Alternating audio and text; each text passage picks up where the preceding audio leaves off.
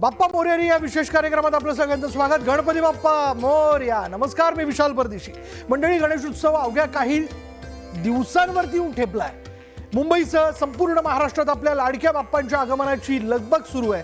अनेकांच्या घरी बाप्पांच्या आगमनासाठी जोरदार तयारी केली जाते आणि त्यामुळे या गणेश उत्सव काळात महाराष्ट्रासह देशभरातील गणरायाचं दर्शन तुम्हाला घर बसल्या न्यूज 18 लोकमतवरनं होणार आहे। चला तर मग पाहूयात विशेष कार्यक्रम बाप्पा मोरया।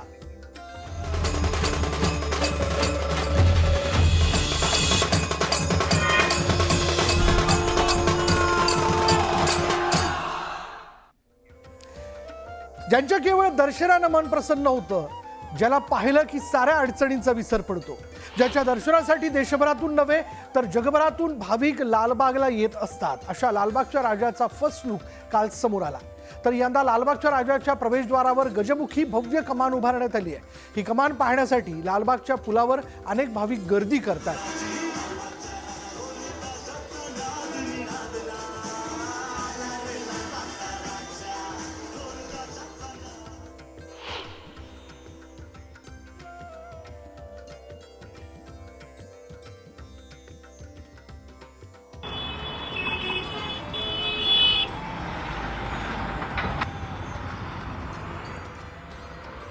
आणि याच लालबागच्या राजाच्या मंडळासमोर असणाऱ्या फ्लायओव्हरवरनं जाता येता मुंबईकर असतील किंवा काही इतरही मंडळी असतील, त्या आवर्जून या गजमुख द्वाराचा फोटो काढतायत किंवा त्याच्याबरोबर सेल्फी घेत आहेत किंवा हे गजमुख द्वार बघण्यासाठी तिथं काही क्षणासाठी का होईना पण थांबतायत।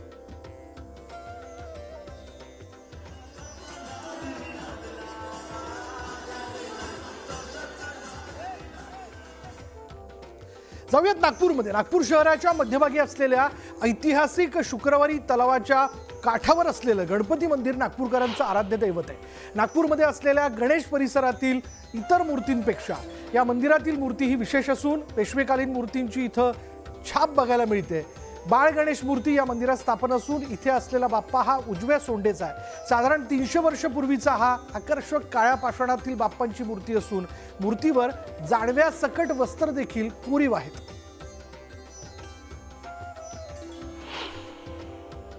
नागपूर शहरात अनेक प्राचीन, पुरातन आणि भोसलेकालीन गणपती मंदिरं आहेत आणि या गणपती मंदिरातलं एक वैशिष्ट्यपूर्ण गणपती मंदिर म्हणजे नागपूरच्या या शुक्रवारी तलावाच्या काठावर वसलेला तळ्याच्या काठावरचा गणपती। हा गणपती नागपूरकरांसाठी श्रद्धेचं केंद्र आहे आणि अतिशय प्रसिद्ध असा हा गणपती आहे। सुमारे 300 वर्ष जुनं हे गणेशाचं मंदिर असून या मंदिरात असलेली जवळपास 5.5 फूट उंचीची आखीव, कोरीव, रेखीव अशी गणेश मूर्ती जी आहे ती भक्तांचं लक्ष आपल्याकडं वेधून घेतं। गणपतीच्या 10 दिवसांमध्ये जी आहे ती गणेश दर्शनासाठी मोठी गर्दी इथं झाल्याचं आपल्याला पाहायला मिळतं। नागपूरच्या भोसले घराण्यानं यात शुक्रवारी तलावामध्ये आंघोळीसाठी येत असताना आंघोळ झाल्यानंतर गणेश पूजा करावी या हेतूनं या मूर्तीची स्थापना केल्याचं बोललं जातं। साधारणतः 5.5 फूट उंच ही मूर्त आहे आणि काळ्या पाषाणामध्ये कोरलेली मूर्त आहे। मूर्त अगदी कोरीव आहे। आपण पाहू शकतो की मूर्तीच्या वरती आभूषण असतील, त्याचं जानवं असतील, त्याचे वस्त्र असेल, त्याचा मोदक असेल, त्याच्या हातामध्ये असलेली जपाची माळ असेल, या सगळ्या गोष्टी ज्या आहेत त्या कोरीव आहेत। गणपतीच्या खाली एक त्याचं वाहन मूषक देखील इथं कोरलेलं आहे। या गणपतीचं वैशिष्ट्य सांगायचं झालं तर शेंदुराचा लेप या मूर्तीवर केला जातो आणि त्याचे दागिने जे आहेत ते चांदी म्हणजे सिल्वर कलरनी जे आहेत ते केले जातात। इथे बाप्पा 300 वर्षापासून विराजमान आहेत आणि रोज 7:30 वाजता आमची पूजा होते आणि 8:30 वाजता साधारणपणे आम्ही रोज आरती करतो। वर्षभर कशा पद्धतीने इथं पूजा अर्चा होते? वर्षभर आम्ही 2-3 आमच्याकडे गणेश जयंती, संकष्टी चतुर्थी, तिळी चतुर्थी असे इथे कार्यक्रम होतात। व्हिडिओ जर्नलिस्ट प्रशांत मोहितेसह उदय मांडे, न्यूज 18 लोकमत, नागपूर।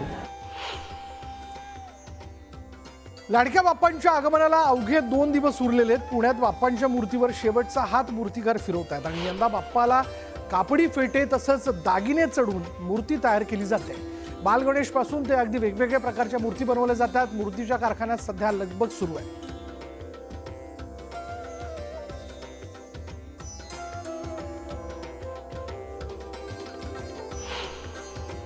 गणेशोत्सवाच्या आगमनासाठी लाडक्या बाप्पाच्या आगमनासाठी अवघे काही दिवस शिल्लक आहेत आणि पुण्यातल्या ज्या मूर्तींच्या शाळा आहेत, जिथं बाप्पांची मूर्ती बनवली जाते, कारखाने आहेत, त्या कारखान्यांमध्ये आता मूर्तिकारांची, कलाकारांची मोठी लगबग सुरू झालेली पाहायला मिळते. कारण पुणेकर आता आपल्या बाप्पांच्या आगमनासाठी सज्ज झाले आहेत. मूर्ती ज्या बाप्पांच्या घरी विराजमान करायच्या आहेत, त्या मूर्ती घेण्यासाठी, त्या मूर्ती खरेदी करण्यासाठी पुणेकर गर्दी करतात आणि ज्या मूर्तीच्या शाळा आहेत तिथं देखील मोठी लगबग या सगळ्या मूर्तिकारांची होताना पाहायला मिळते. शेवटचा हात जो आहे तो मूर्त्यांवर फिरवला जातोय. पुण्याची खासियत म्हणजे पुण्यातल्या अनेक पिढ्या या आपल्या बाप्पांच्या सेवेसाठी असतात. आता मी ज्या खरं तर कारखान्यात आलेला आहे तो शिंदेचा कारखाना आहे. श्रीकांत सध्या या कारखान्यात असतो, पण त्याची शिंदे घराण्याची तिसरी पिढी आहे. अतिशय सुबक सुंदर अशा मूर्त्या बाप्पांच्या या मूर्ती शाळेत गेल्या अनेक वर्षांपासून या पिढ्या शिंदेच्या बनवतात. मोठी मागणी यांच्या मूर्त्याला पुण्यात असते, कारण खूप जुना हा सगळा कारखाना आहे. ज्या मूर्त्या दिसत आहेत ना, या इथंच बनवल्या जातात. पुणेकरांना जशी मूर्ती हवी, अगदी बालगणराया असू दे, दगडूशेठ असू दे, चिंचपोकळीचा चिंतामणी असू दे, लालबागचा राजा असू दे, अशा हुबेहूब सुबक आकर्षक मूर्त्या या शाळेत ज्या आहेत त्या बनवल्या जातात. आपल्यासोबत श्रीकांत स्वतः आहे. खरं तर श्रीकांतचे आजोबा, श्रीकांतचे वडील, पूर्ण परिवार गेल्या अनेक वर्षानुवर्ष बाप्पांची सेवा या कारखान्यातून करतात. श्रीकांत, मला तुझ्याकडनं जाणून घ्यायचंय, कितवी पिढी आहे म्हणाला तू तुझी आता ही सगळी? आमची तिसरी पिढी आहे. आमच्या आजोबांनी शाडू मातेचे गणपती पुण्यामध्ये म्हणजे आम्ही चालू झालते त्या टायमिंगला आजोबांचे, मग वडील, त्यात मी करतोय. श्रीकांत, किती मूर्त्या होतात वर्षाला तुझ्या हाताने? किती मूर्त्या किंवा सगळ्या परिवार किती मूर्त्या बनवतात तुम्ही? पण साधारण 2-1 हजार गणपती पुण्यामध्ये आता बनवते आपल्या कारखान्यामध्ये. कॅमेरा पर्सन सचिन हंचाटेसह अभिजित पोते, न्यूज 18 लोकमत, पुणे. तर मुंबईतील 150 वर्ष जुने असणारं गणपतीचं मंदिर हे जुना नागपाडा इथे आहे आणि या मंदिराचं वैशिष्ट्य म्हणजे पंचमुखी मारुतीला गणपतीचं रूप आहे. ही भारतातील अशी एकमेव मूर्ती आहे. या मंदिराच्या गर्भगृहात सिद्धिविनायक मूर्ती आहे. प्राचीन पिंपळ वृक्षाला गोमुख आहे आणि त्यामुळे भाविक मोठ्या भक्तिभावानं या मंदिरात दर्शनाकरता येत असतात. पाहूया.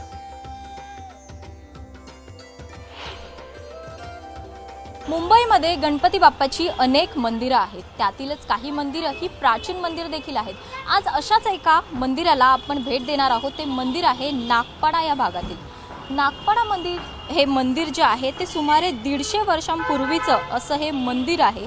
या मंदिराची प्रचिती इतकी आहे की भाविक भक्तिभावाने या मंदिरात दर्शनासाठी येत असतात. या मंदिराच्या गर्भगृहामध्ये या नागाची पिंडी आपल्याला पाहायला मिळते. तसं सिद्धिविनायक देखील पाहायला मिळत असतं. म्हणूनच नागपंचमीला तसंच इतर दिवशी देखील या मंदिरामध्ये प्रचंड गर्दी होत असते. या मंदिराचा एकंदरीतच इतिहास काय आहे? 150 वर्षांपूर्वीचं हे मंदिर आहे. काय इतिहास आहे याचा? नमस्कार, मी मंदिर विश्वस्त रवींद्र रामचंद्र भोई आपणास थोडक्यात कथन करतो की हे पुरातन मंदिर 150 वर्षापासूनचे आहे. या इथे पूर्वीचे समाजसुधारक रावभद्र बोले या इथे मागे मंदिराच्या मागे वाडा होता आणि वाड्यामध्ये असताना त्यांना दृष्टांत दिला नागेश्वरांनी की इथे तू मंदिर बांध, आणि त्याप्रमाणे त्याने मंदिर बांधलं. आणि या मंदिराचं वैशिष्ट्य म्हणजे इथे गणपतीची मूर्ती आहे, हनुमानाची आहे, त्यामध्ये गणपतीची मूर्ती आहे आणि ह्या भारत देशामध्ये एकमेव अशी मूर्ती आहे. प्राचीन असं मंदिर आहे. या मंदिराची प्रचिती बरीच आहे. त्यामुळेच भक्तजन मोठ्या भक्तिभावाने या ठिकाणी येत असतात. खरं तर याला पंचमुखी जो मारुती आहे त्यालाच गणपती बाप्पाचं स्वरूप देखील आहे. त्यामुळेच याची प्रचिती, याचे वैशिष्ट्य फार आहे. म्हणूनच भक्तिभावाने भाविक जे आहेत ते या मंदिरात, लहानसं जरी मंदिर असलं तरी बरीच गर्दी या मंदिरात होत असते. व्हिडिओ जर्नलिस्ट उमेश गोविलकरसह स्नेहा जाधव, न्यूज 18 लोकमत, मुंबई.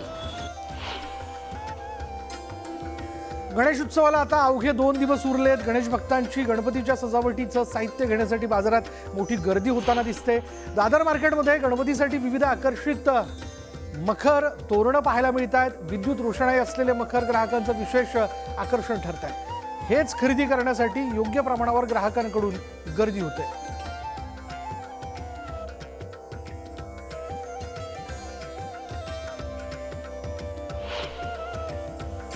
हे आपलं 1995 पासून आहे. हे आपलं 30वं वर्ष आहे. गणपतीच्या मकरांचं एक्झिबिशन आपलं इथे लागतं आणि आपल्याकडे वैशिष्ट्य आहे की आपल्याकडे मोराचा मकर आहे, आपल्याकडे वॉटरफॉल आहे आणि तो पण 4.5 फूट 4 फूट म्हणजे त्याच्यामध्ये 3-3.5 फूटची मूर्ती बसेल एवढा मकर मोठा आहे. आम्ही मखर खरेदी करण्यासाठी आलो आहे. आम्ही बोईसरवरून आलेलो आहे, तिकडे लांबून. एक्साइटमेंट खूप जास्त आहे. गणपती बाप्पांची आज आगमन होणार आहे, त्यासाठी एक्साइटमेंट खूपच आहे आणि गर्दी बघून तर अजूनच जास्त बरं वाटतंय. कारण खूप नवीन नवीन गोष्टी बघायला भेटत आहेत आणि खूप जास्त बरं वाटते की गणपती बाप्पा आता काही दिवसात आपल्या घरी आगमन होणार आहे. पुणे मुंबईत रांजणगावचा महागणपती अष्टविनायकापैकी एक गणपती आहे.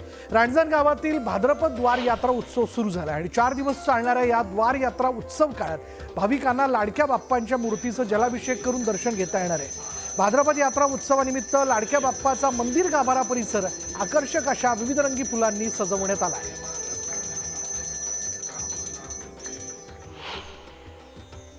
खरं तर देवस्थानच्या वतीने संपूर्ण मंदिर परिसरामध्ये आणि बाप्पाच्या गाभाऱ्याला रंगीबिरंगी फुलांनी आकर्षक अशी सजावट करण्यात आली आहे. संपूर्ण मंदिर परिसर हा विद्युत रोषणाईने उजळून निघालेला आहे आणि सुंदर केलेली आकर्षक सजावट हे भाविकांचं मन वेधून घेत आहे.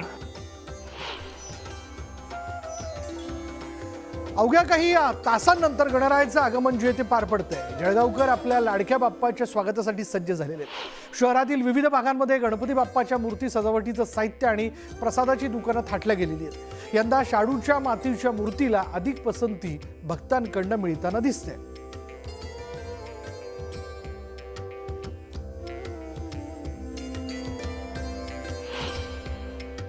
अवघ्या काही तासात आपल्या लाडक्या बाप्पाचं आगमन होणार आहे. बाजारपेठा जे आहेत ते फुललेल्या आहेत. आपण जळगाव शहरातील बाजारपेठेत आहोत. आपण बघू शकतायत की विविध प्रकारच्या गणेश मूर्त्या ज्या आहेत ते बाजारात दाखल झालेल्या आहेत. यंदा साधारण मूर्त्यांच्या किमतींमध्ये 15 ते 20% वाढ झाल्याचं बोललं जात आहे. परंतु यावर्षी पर्यावरणपूरक अशा शाडू मातींच्या मूर्तींना जी आहे ती ग्राहकांची पसंती आहे. आपण या ठिकाणी बाजारात आहोत. डेकोरेशनचं साहित्य देखील बाजारामध्ये आलेलं आहे. आपण काही ग्राहकांशी बोलणार आहोत. दादा काय सांगाल, आपण गणेश मूर्ती घेण्यासाठी आलेला आहात? नवीन नवीन व्हरायटी खूप आहेत आजकाल आणि नवीन नवीन इम्प्रूव्ह होत आहेत. आता मागच्या वर्षापेक्षा या वर्षाच्या मूर्त्या अधिक सुबक आहेत, छान आहेत, कोरीव काम व्यवस्थित आहे. आणि बेसिकली आम्ही मुंबईहून आहे, पण आता इकडे फॅमिली इकडे असते तर इकडे आलेलो आहे. पण तिकडच्या मूर्त्यांकडचं आपण इकडे ॲडॉप्ट केलं आहे व्यवस्थित असं वाटतंय. गणपतीचे खूप सगळ्यांना खूप आनंद येतो आले की गणपतीबद्दल. आणि आता बघू, आम्ही छान मूर्ती आहेत, आता थोडं कन्फ्यूज होतोय पण घेऊ एखादी छान सुंदर मूर्ती. विजय वाघमारे, न्यूज 18 लोकमत, जळगाव. धाराशिव शहरातही गणेशोत्सव मोठ्या उत्साहात साजरा केला जातोय. धाराशिवमधील श्री बाल हनुमान गणेश मंदिर याची एक वेगळी ओळख आहे आणि गेल्या 61 वर्षांपूर्वी या मंदिराची स्थापना करण्यात आली. लोकमान्य टिळक यांनी गणेशोत्सव सुरू केल्यानंतर धाराशिव जिल्ह्यातील हे पहिलं मंडळ आहे.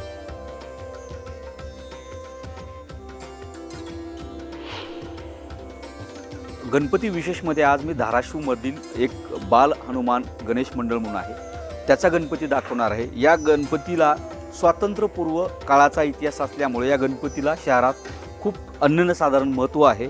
आणि आपण पाहू शकतो की माझ्या मागे हा गणपती आहे. ही मूर्ती साधारणतः बसून 61 वर्षाच्या, ह्या मूर्तीला 40-41 वर्ष झालीत. मात्र या गणेश मंडळाची किंवा याची जी स्थापना जी आहे ती 61 वर्षापूर्वीची आहे.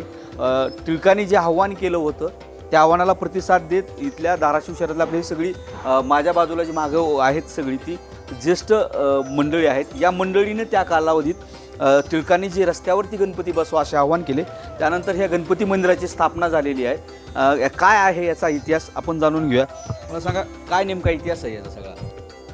स्वातंत्र्यपूर्व काळापासून गणपती बसवण्याची परंपरा कवळी गल्लीतील तालमीतील असणारे कुस्तीगीर पैलवान यांनी लोकमान्य टिळकांच्या आवाहनास प्रतिसाद देण्यासाठी म्हणून रस्त्यावर गणपती बसवायला परवानगी नसायची. हैदराबादचा राजा नवाब हा परवानगी देत नव्हता आणि त्या काळामध्ये परवानगीसाठी जाणं येणं हे सगळ्या गोष्टी सोयीच्या नव्हत्या आणि त्यामुळे गणपती हा तालमीत बसवायला पैलवानांनी सुरुवात केली. सागर जाधवसह बालाजी निरुपण, न्यूज 18 लोकमत, धाराशिव.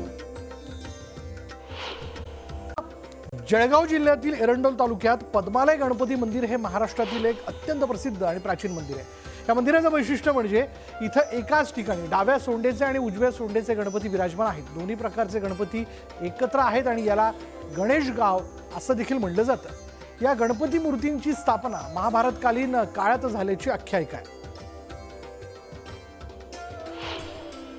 मंडोल तालुक्यात असलेल्या पद्मालय गणपती गणरायाची एक वेगळीच आख्यायिका आहे.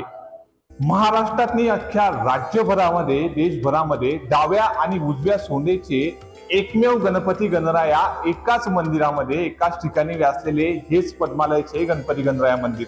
आपण आपल्या दर्शकांना दाखवूयात डाव्या आणि उजव्या सोंडेचे हे असलेले पद्मालयचे गणपती गणरायाचे मंदिर आहे की यांची गणेश यागामध्ये या ठिकाणी पुरातन काळामधील नोंद झालेली आहे.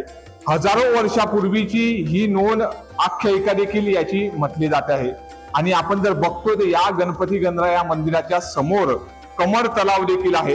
पुरातन महत्व असलेल्या या गणपती गणरायाची एक वेगळीच आख्यायिका असून आपल्यासोबत या ठिकाणचे विश्वस्त मंडळ देखील आहे.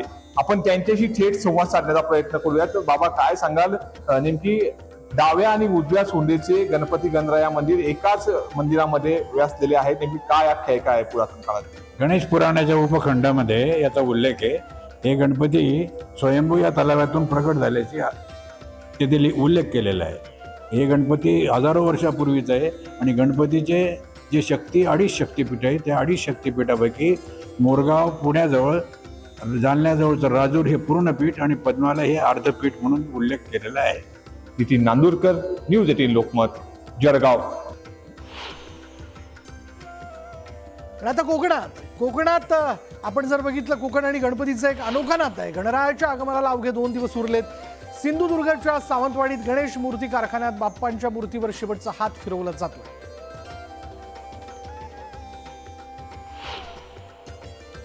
कोकणातले गणपती मॅक्सिमम गणपती मातीपासून बनवले जातात. अच्छा. कम्पेअर टू म्हणजे मुंबईशी किंवा इतर जे प्लास्टर ऑफ पॅरिसची मूर्ती बनवतात त्याच्यापेक्षा मातीच्या मूर्ती जे बनवण्याचं जे हे आहे ते खूप पर्यावरणपूरक असं आहे.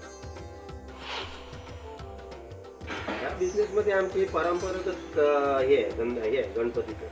अच्छा. आणि ह्याला मला वाटतं की आमच्या लहानपणापासून म्हणजे 30-40 वर्ष तर आमच्या बघण्यात ह्याला झाली शाळेला. तर पालघर जिल्ह्यातील जवाहर संस्थानचे जुन्या राजवाड्यातील गणपती मंदिर हे पंचक्रोशीतील भाविकांसाठी श्रद्धास्थान आहे. 147 वर्षांपूर्वी महाराजे मल्हारराव उर्फ पतंग शहा यांनी 1878 साली हे मंदिर बांधले. जवाहर हे पर्यटन स्थळासह थंड हवेचं ठिकाण आणि धबधब्यासाठी प्रसिद्ध असल्यानं पर्यटक ऐतिहासिक मंदिरात दर्शन घेण्याकरता आवर्जून येतात.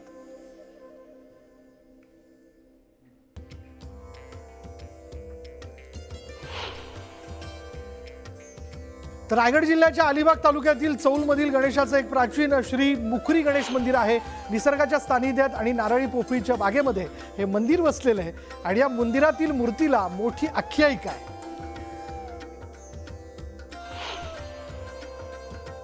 अलिबाग तालुक्यातलं नागाव या पर्यटन स्थळ आपण आलेलो आहे. या ठिकाणी सिद्धिविनायक गणपती मंदिर आहे. 250च्या वरती या मंदिराला झालेले आहेत. आपल्यासोबत इथले ग्रामस्थ आहेत, त्यांना विचारूया या सिद्धिविनायक मंदिरला किती वर्ष झालेले? अंदाजे 250 वर्ष होऊन गेलेली आहे. सध्याचं शिलालेख इथे आहे. याच्यामध्ये तुम्हाला 1769 सालचं निर्मितीचं हे आहे आणि हे अहिल्याबाई होळकर यांच्या काळात झालेलं आहे. आणि इथे साधारण माघ महिन्यात गणेश जन्मोत्सव असतो, तर तेव्हा पर्यटक भरपूर प्रमाणात येतात आणि इतर दिवशी पर्यटन स्थळ असल्यामुळे भरपूर मंडळी येत असतात. मला एक सांगा, तुम्ही इथलेच आहात, नागावचे आहात, काय महत्त्व आहे, काय सांगाल? हा मुळात उजव्या सोंडेचा गणपती आहे आणि ते म्हणाले तसं की 250 वर्ष झालेली आहेत या देवळाला. आणि आता मागच्या वर्षीच म्हणजे 2024 साली म्हणजे माघ गणपती उत्सवाला सुरुवात करून 50 वर्ष पूर्ण झाली. मागच्या वर्षी हे 51वं वर्ष होतं 25 मधलं. मोहन जाधव, न्यूज 18 लोकमत, रायगड. मित्रांनो, गणेश उत्सवाला अवघे 2 दिवस शिल्लक असताना कोकणातील गणेश मूर्ती शाळांमध्ये उत्साहाचं वातावरण निर्माण झालेलं आहे. मूर्ती घडवण्याचं, रंगरंगोटीचं आणि अंतिम सजावटीचं काम आता शेवटच्या टप्प्यात पोहोचलं असून कारागिरांची लगबग सुरू आहे. दरवर्षीप्रमाणे यंदाही कोकणात पारंपरिक गणेश मूर्तींना मोठी मागणी आहे. पर्यावरणपूरक मूर्तींनाही चांगला प्रतिसाद मिळतोय. शाडू मातीच्या मूर्तीसाठी ग्राहक विशेष पसंती देताना दिसतात. आता अंतिम टप्प्यावर गणपतीचं काम आलेलं आहे. डोळ्यांची आखणी वगैरे पूर्णत्वास आता होत आलेली आहे आणि सोनेरी वगैरे काम चालू आहे. म्हणजे जवळपास मूर्ती आता पूर्णत्वास आलेल्या आहेत.